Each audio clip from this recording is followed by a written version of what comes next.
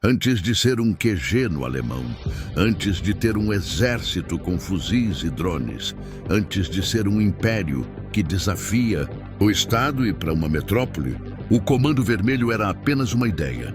E essa ideia não nasceu no morro, com o tráfico. Ela nasceu no mar. Mergulhe nos anos 70. O Brasil vive os anos de chumbo, o auge da ditadura militar. Imagine o lugar mais bonito do Rio de Janeiro.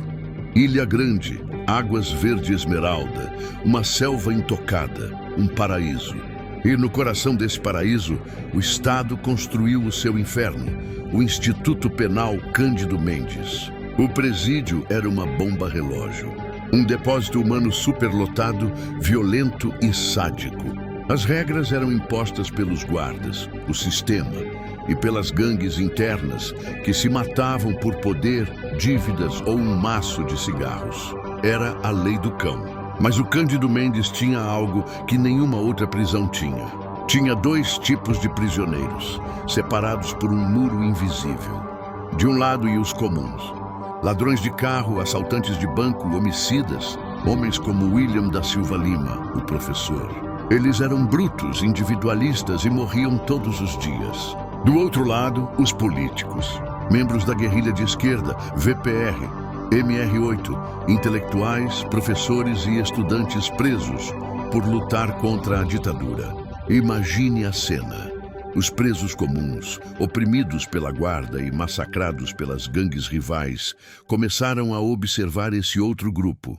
Os políticos eram diferentes, eles eram limpos. Eram organizados. Eles dividiam a comida, o cigarro, o dinheiro. Eles liam livros de Marx, Lenin, davam aulas uns aos outros sobre organização celular, táticas de guerrilha e, acima de tudo, tinham uma ideologia. O ódio ao sistema, ao Estado opressor. Para os criminosos comuns, aquilo foi uma revelação. Eles não tinham ideologia, mas também odiavam o sistema que os prendia. Foi William da Silva Lima, o professor, quem teve a epifania.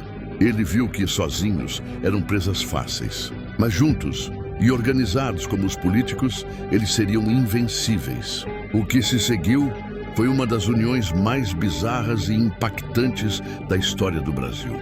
Os criminosos comuns se aproximaram dos guerrilheiros. A proposta era simples: nós protegemos vocês. Em troca, vocês nos ensinam a se organizar. E eles aprenderam. Nasceu ali a Falange Vermelha. O nome Falange veio da ideia de um grupo unido e militar.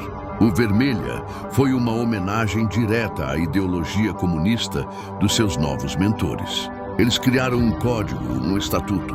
E o lema principal, que ecoa até hoje nas paredes das favelas, tinha 3 pilares: paz, justiça e liberdade. Mas o significado daquele lema era muito específico.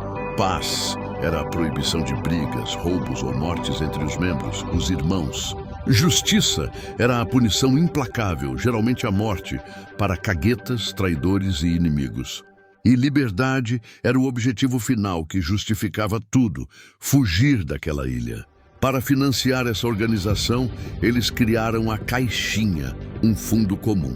Todo membro, mesmo os que estavam na rua, tinha que dar uma parte de seus lucros, o dízimo. Com esse dinheiro, eles compravam armas, subornavam guardas, financiavam fugas e sustentavam as famílias dos membros presos. A Falange Vermelha dominou o Cândido Mendes. Eles se tornaram a lei, mas a história muda no início dos anos 80. A ditadura enfraqueceu, veio a anistia. Os presos políticos foram soltos e voltaram para seus livros e partidos. Os presos comuns, agora mestres em organização, também começaram a sair, em fugas espetaculares ou pela porta da frente. Eles levaram essa empresa do crime para as favelas do Rio. A primeira coisa que fizeram foi aplicar o que aprenderam com os guerrilheiros: assaltos a banco. Não eram mais roubos simples. Eram operações militares com planejamento, armas pesadas e rotas de fuga. O Rio de Janeiro nunca tinha visto nada igual. Mas então algo novo chegou ao porto. Mais lucrativo que qualquer banco: a cocaína. O tráfico de drogas era a mina de ouro que a Falange precisava. A estrutura já estava pronta. Tinham disciplina militar, tinham hierarquia, tinham um caixa centralizado e um exército de soldados leais. A ideologia comunista foi esquecida na cela, mas a metodologia da guerrilha permaneceu. A Falange Vermelha, que lutava contra o sistema, se tornou o Comando Vermelho, o cartel que passou a controlar o Rio. O dízimo virou a taxa do tráfico. A justiça contra traidores virou o Tribunal do Morro. O monstro que hoje o BOPE enfrenta na Mata do Alemão, com drones e fuzis, não foi criado no morro.